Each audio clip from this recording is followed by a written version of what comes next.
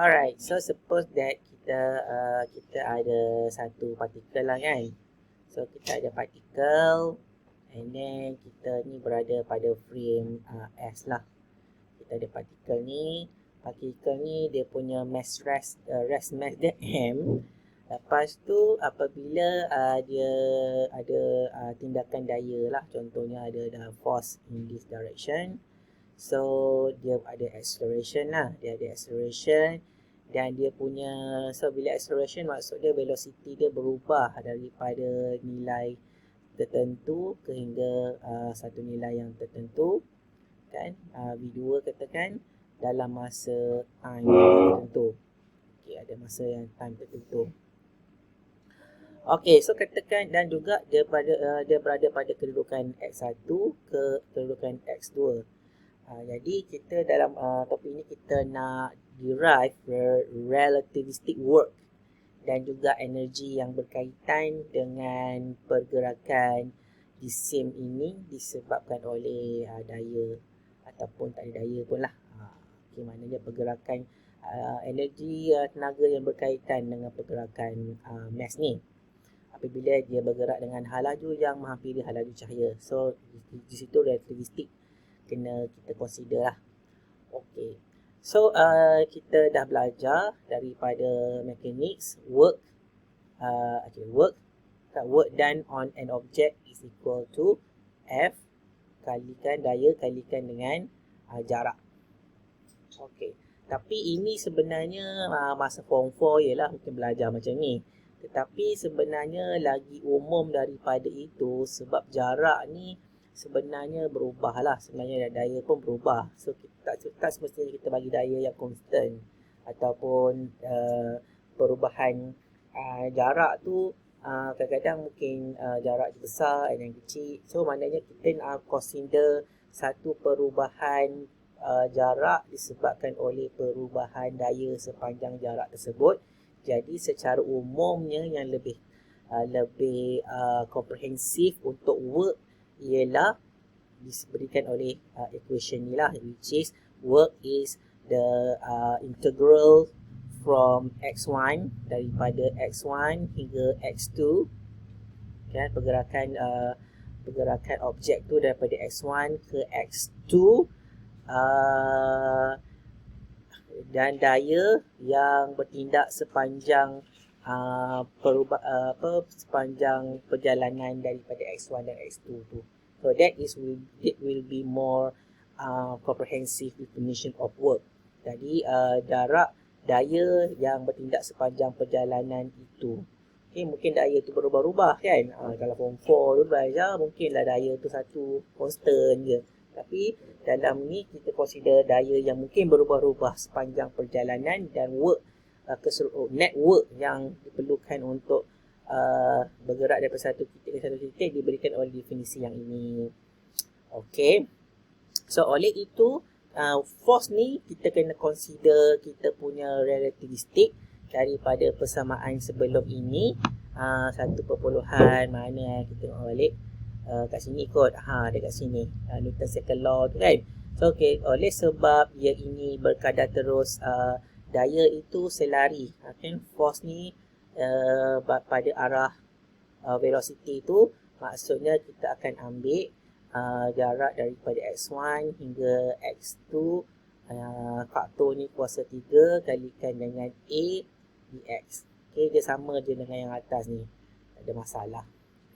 Alright, so kita nak dapatkan relativistic work and kinetic energy. Sebenarnya kita nak dapatkan kinetic energy, relativistic kinetic energy sebab kinetic energy ni penting kan, sebab dia melibatkan tenaga yang berkaitan dengan gerakan.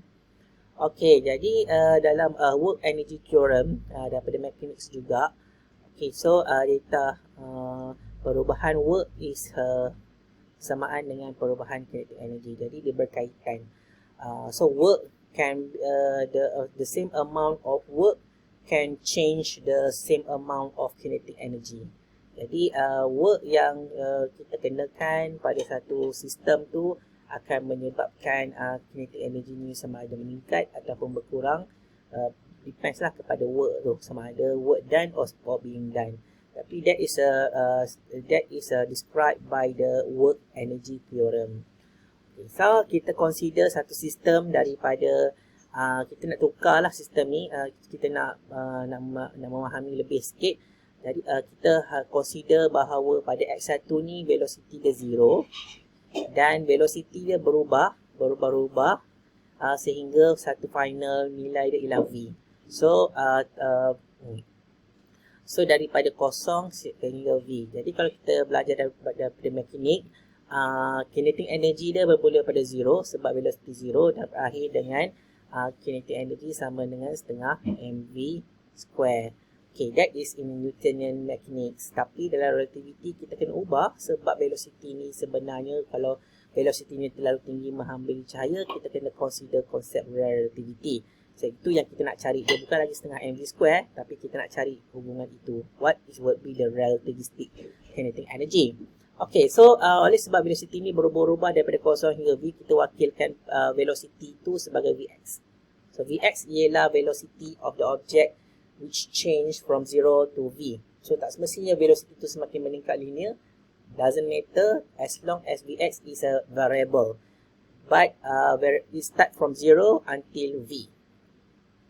Okay, jadi kita nak ubah suai supaya kinetic expression ni kita nak buang kita nak ubah supaya kita nak dapatkan kinetic energy so ini work as a function of displacement.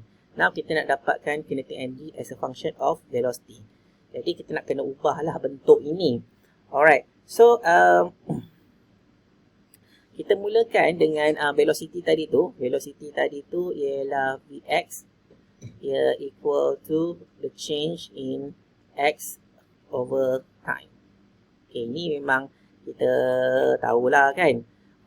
Lepas tu acceleration pula, acceleration sepanjang itu dia bersamaan dengan dvx over dt. Okay, kan itu definition yang biasalah.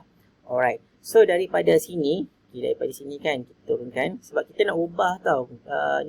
Kita nak ubah dalam bentuk dv. Okay, kita nak ubah dalam bentuk dv. So apa yang kita buat ialah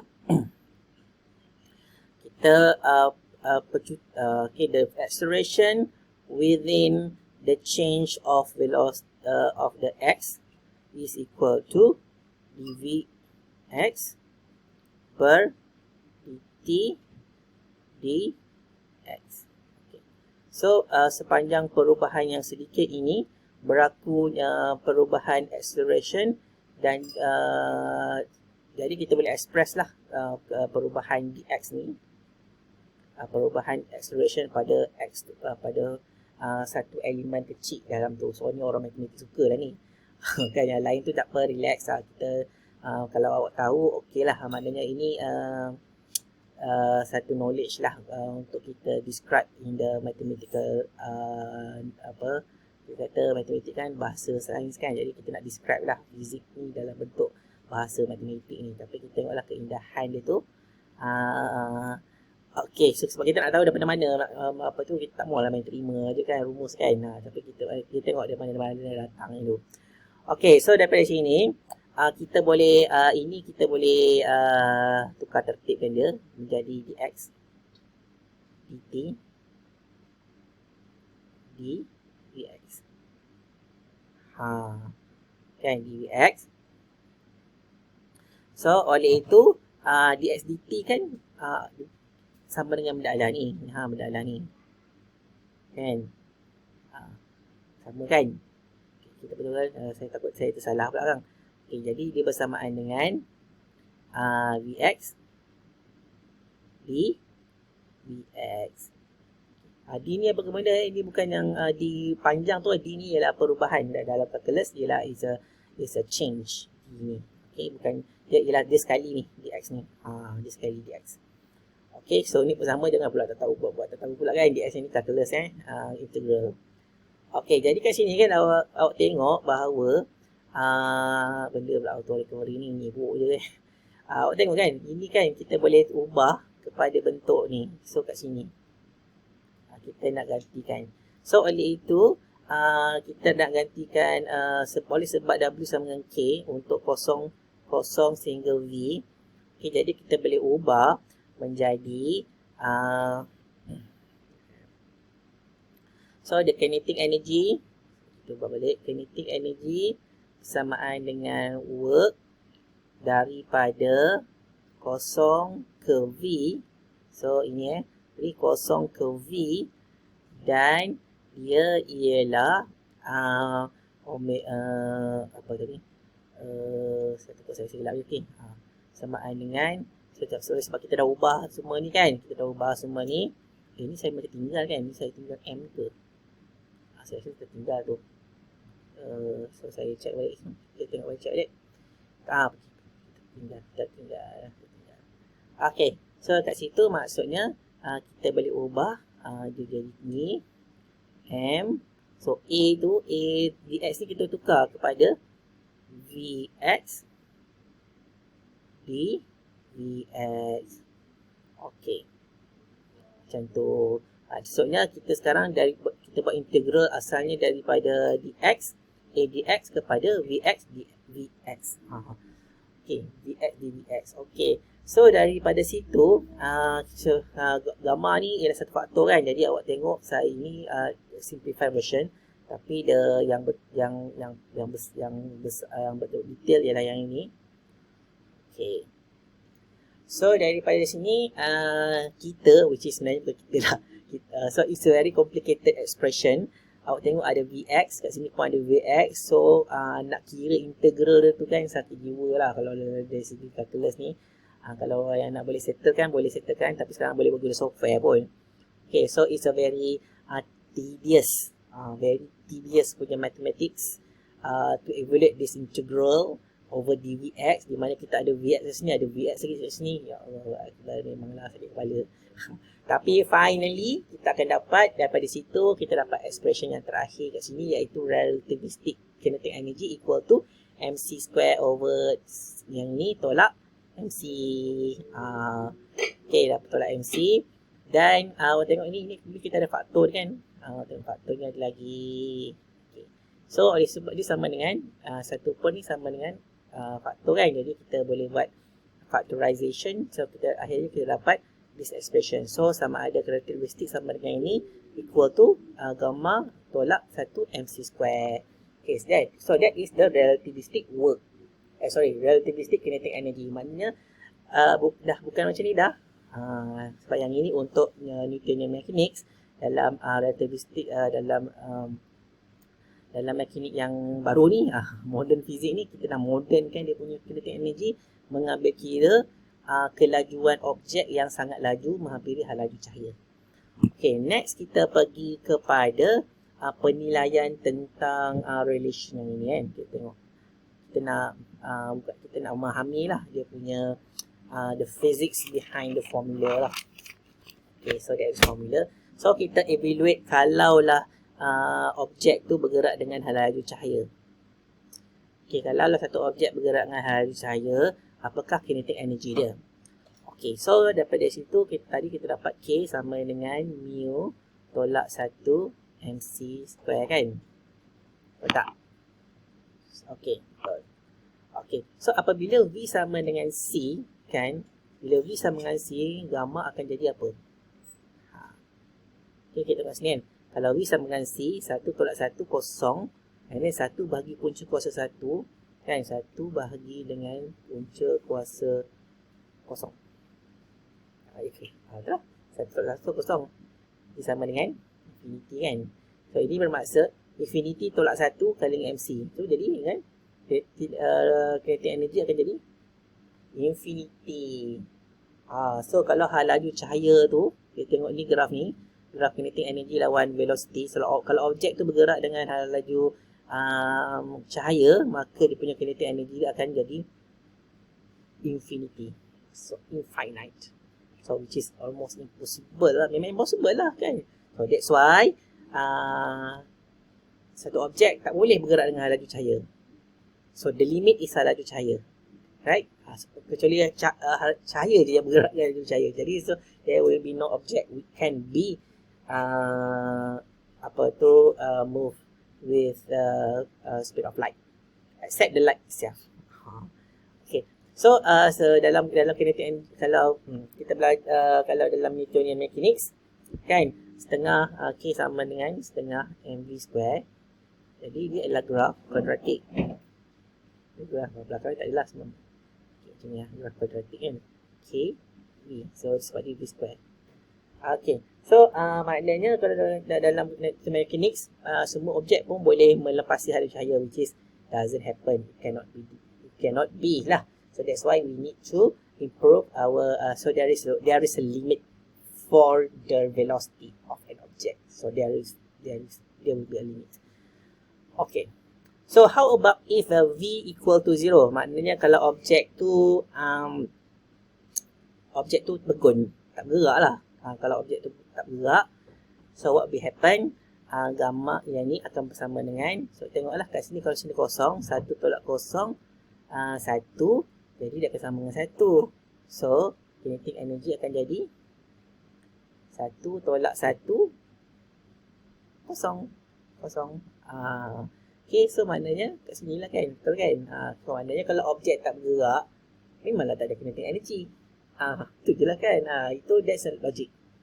Kan, dia logic. So memang kena dengan Newtonian mechanics. Duduk okey. Jadi maknanya sekarang relativity ni memang sangat penting, akan deviates daripada Newtonian mechanics. So nilai dia dah tak betul kan kalau ikut daripada Newtonian mechanics. So kalau V sama dengan C, kalau V sama dengan C, so kita nak tengok equation kita ni dia mesti menghampiri Newtonian mechanics kalau V ni kecil berbanding dengan C. Maknanya pada halaju rendah kita kena pastikan bahawa apa saja teori yang kita belajar, teori-teori baru yang dikenalkan kena menepati juga teori yang lama, which is Newtonian mechanics. Okay, so kita nak evaluate equation yang ni supaya pada velocity yang rendah dia mesti supaya ni lah kawasan ni.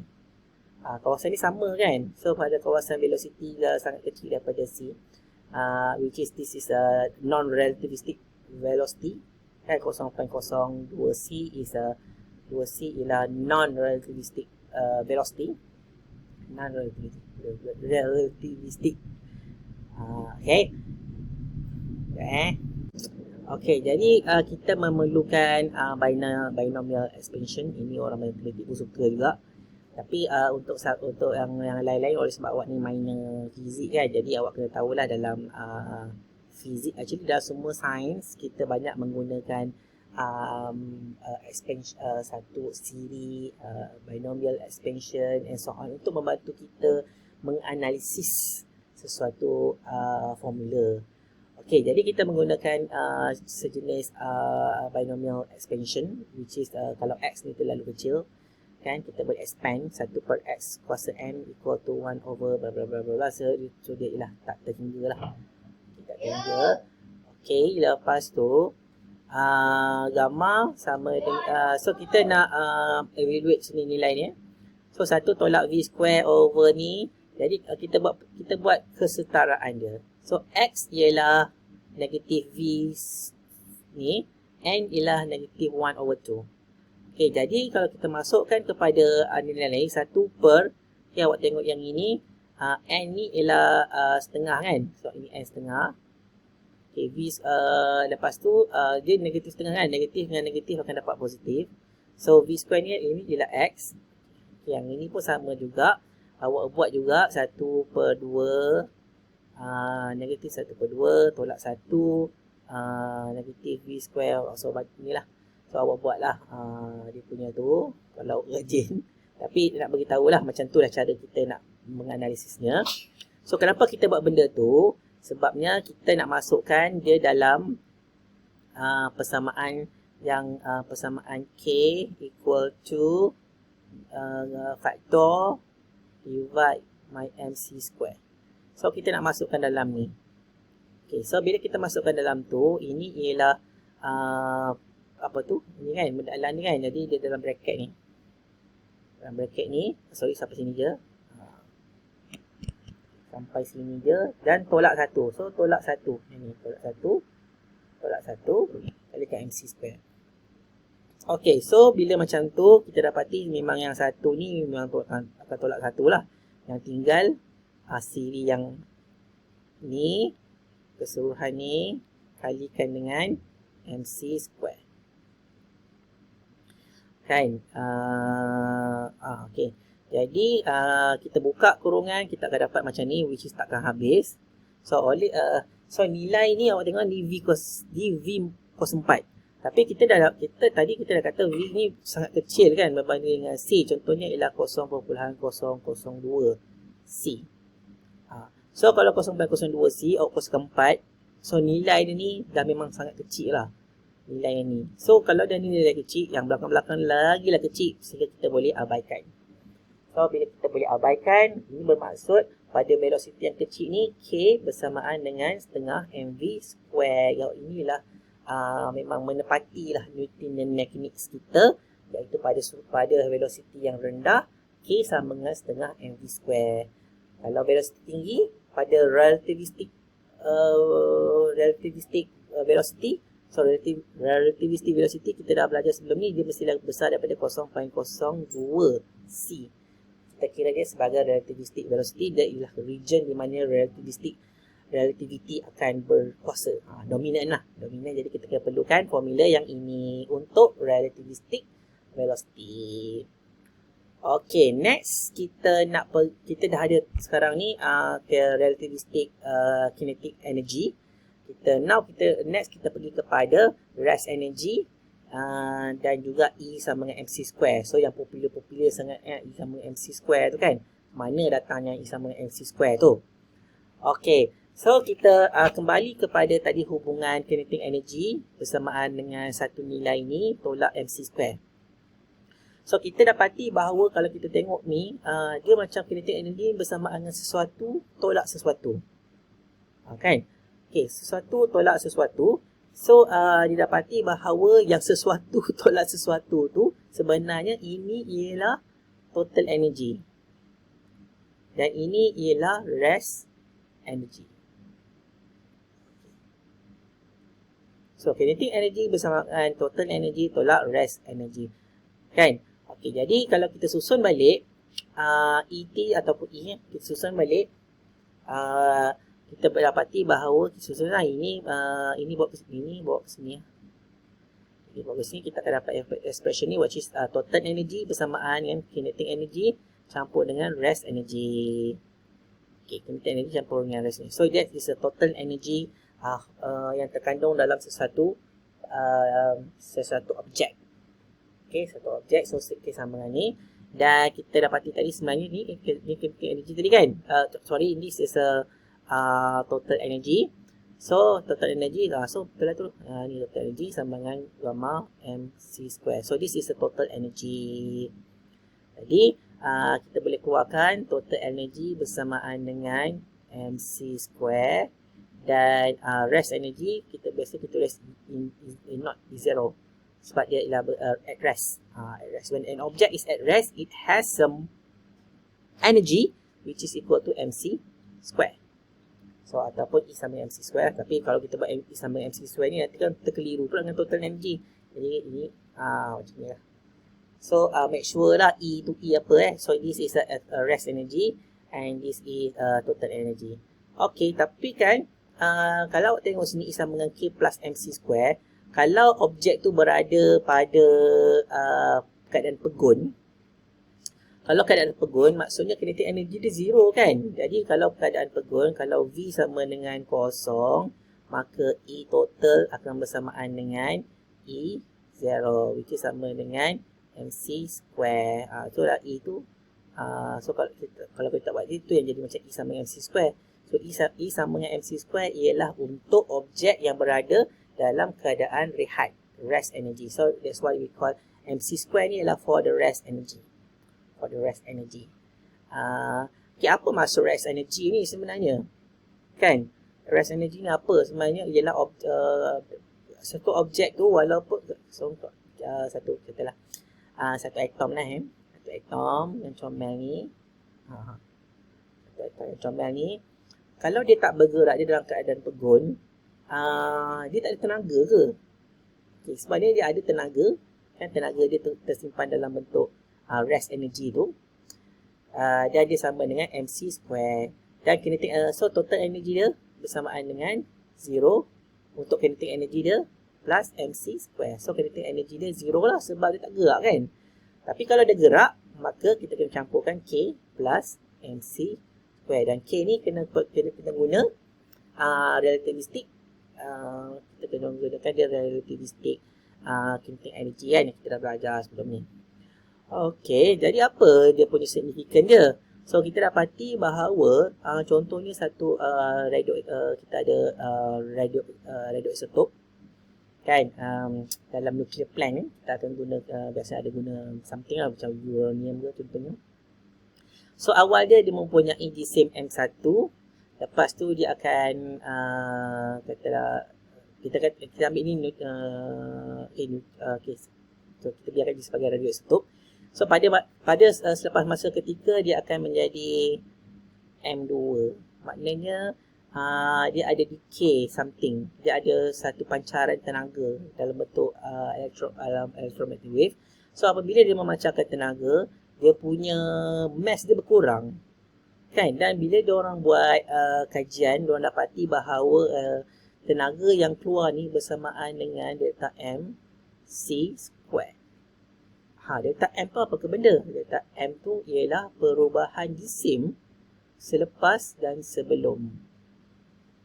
M1, M2 tolak M1. Maksudnya sekarang satu objek tu walaupun dia dalam keadaan yang pegun, dia boleh menghasilkan tenaga dalam bentuk radiasi.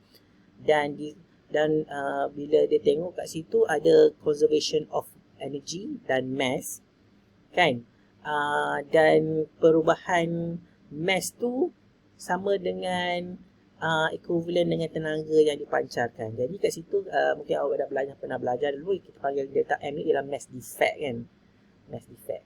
Maknanya telah berlaku perubahan daripada mass, the difference in mass tu telah bertukar kepada energy.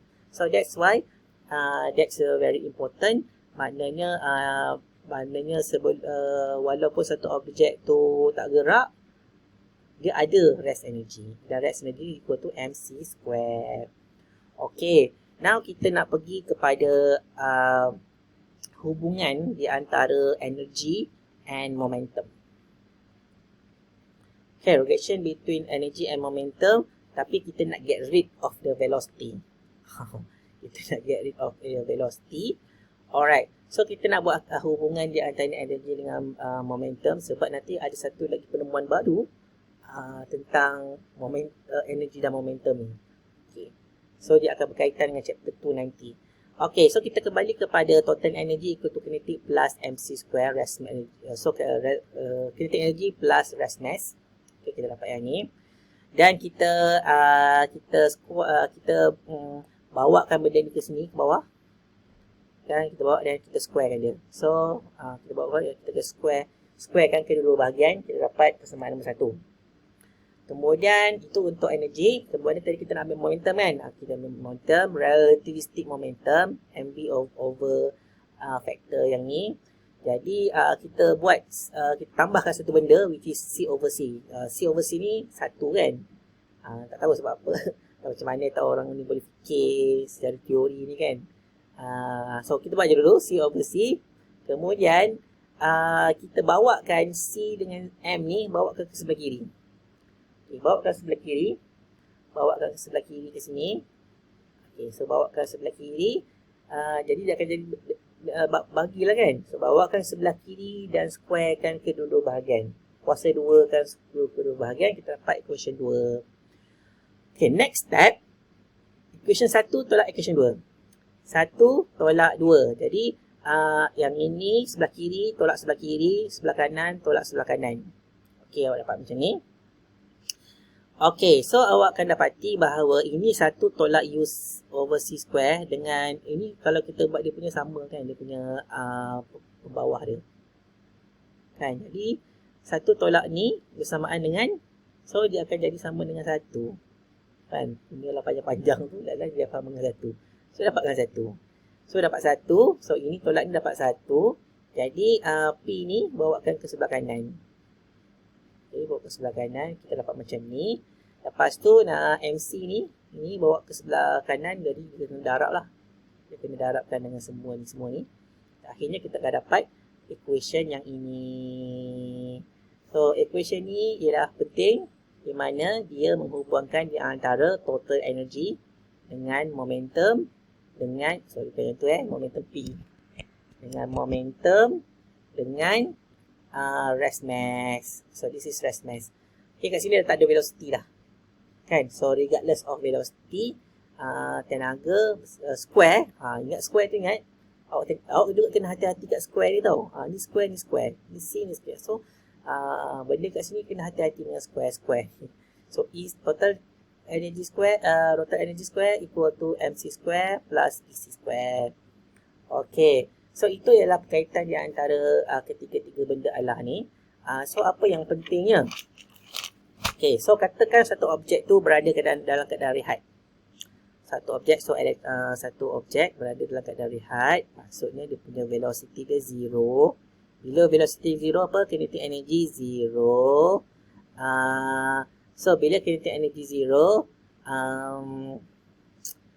P pun 0 lah. Kan momentum kan berkaitan dengan velocity. Kan? Jadi P pun 0. So ini bermaksud kalau ni 0, maka E sama dengan MC square. Jadi betul lah. Memang wujud lah dia punya rest mass. So rest mass ialah tenaga satu objek tu bila dalam keadaan pegun. Okay, so that's one thing. So that's one thing lah, kehadiran rest mass tu, pembuktian memang ada rest mass tu. Yang kedua ialah apa jadi kalau objek tu dia tak ada mass? Objek tu tak ada mass. Okay, so that object tak ada mass. Kalau dia tak ada mass, maksud dia tak ada rest energy. Dia tak ada rest energy. Kan? Tapi dia boleh ada momentum. So ada satu partikel, sejenis ada partikel, maknanya wujud satu serta partikel. So bila dia buat eksperimen kan, dia dapat ukur tenaga. Tapi benda tu dia tak ada jisim. Benda tu hantu. Tak ada jisim, tapi ada tenaga. Dia dapat ukur tenaga tapi tak ada jisim. Jadi di situ kita dapati bahawa total energy tu datangnya daripada momentum PC square. Okay, tapi kita belajar momentum kan, momentum sama dengan MV. Masalahnya dia tak ada mass. Sebab tadi dah rest energy dia 0. So dia bukan mass. Jadi kita akan belajar dalam chapter tu bahawa P ni ada certain kita kata partikel dia ada momentum tapi dia tak ada mass. So P dalam hal itu P kita tak boleh guna dalam formula ni sebab formula ni untuk material particle. Kita dah recall balik material particle. So what is material particle? Material particle ialah partikel yang ada mass pada waktu rehat, bila dia pegun. Tapi benda Allah ni kan, dia ada momentum tapi dia tak ada mass. So that would be one of them is a photon. So kita akan belajar nanti bahawa photon ialah partikel tapi it's a massless particle. So massless particle maksud dia tak ada mass lah. Okay. So kita tengok kepada example. Okay, so kita tengok mana tadi. Relativistic. Okay, kita nak tengok contoh kan. Okay, two protons, each mass MP, are initially moving with equal speeds in opposite direction. They continue to exist after a head-on collision that also produce neutral pion and if all three particles are at rest after the collision, find the initial speed of the proton. So inilah situasinya, ada dua proton sedang bergerak. Lepas tu bila dia berlanggar, dia pun akan menghasilkan satu pion. Dalam masa yang sama, dua orang pun akan bergerak dalam keadaan rehat. Okey, jadi mula-mula kita kena pastikan bahawa sistem ni sistem yang energi dia mestilah conserve lah. So energi dia mesti conserve. Maksudnya total energy before, kan, total energy before untuk proton. So ada 2 proton. Total energi kedua-dua proton sama dengan total energi dia selepas. Ada 2 proton kan. So selepas kita buat P after lah. Campurkan dengan si pion. Pion ni kita ambil lah pi. Ambil pi lah. Pion. Pi. Okey. Macam tu. So total energy kena sama. Okey, oleh sebab ni dua-dua ni sama kan. Jadi kita boleh lah buat dia 2EP. Sama dengan 2EP prime. Campur dengan E pi. Okey, macam tu. Okey. So, lepas tu tenaga yang ini, total energy ni kan, total energy dia bergerak kan. So, dia ada kinetic energy dengan rest mass lah dalam ni. So, so dalam ni dia ada kinetic energy, ada rest mass. Jadi, dia bersamaan dengan mu m, mu, okay. Mu M C square. Okay, so kat mana kita dapat ni sebenarnya? Patah balik sini ni. Mu ke? Gamma. Salah sebut pula. Maaf. Okey, gamma. Tapi kita kali lah dengan 2 sebab dia ada 2 kan? Ada 2. Okey. So yang ni pula total energy dia bersamaan dengan kinetic energy plus rest mass kan, tapi kinetic energy dia kan 0 sebab dia kan dah pegun. Dia plus mc square kan sebenarnya asalnya. Total energy sama dengan k plus mc square sama dengan faktor kalikan dengan mc square. Okay, so ini kita gunakan tadi untuk yang kat sini. Tapi kat sini sekarang k ni kosong. Kan, selepas berlanggar dia kosong. Jadi yang tinggal mc square. So dia akan jadi 2 mc square. So ni m apa? M proton. Ini pun m proton. Okay, campurkan dengan sama juga untuk si pion ni. Si pion ni pun tak berehat juga. Dia dalam keadaan rehat. Jadi dia ialah m pion, pion kalikan dengan c square. Okay, macam tu. So kita compare lah dengan cara kerjanya sama. Sedikit kan sama. Jadi betul tak tu? Maknanya kita punya equation ni dah betul. So kita dah ada ini dia punya mass proton dah ada given here. So oleh sebab dia guna MP, tu yang kita kena guna MP besar lah. Guna je lah kan MP besar square sama dengan 2 MP besar C square. Jadi beza dia kat sini kan. So campurkan dengan si pion tu punya pun, pion tu dia bagi M besar pi C. Okay. So bagi dah ada, yang ini sudah ada, sini sudah ada. Jadi semua dah ada. Yang tinggal kita boleh cari faktor ni. So faktor tu bersamaan dengan 1 bahagikan dengan 1 tolak U square C square kuasa. Jadi bila kita dah dapat faktor ni, kita pun boleh kira lah ini U ni. U ni bersamaan dengan 0.03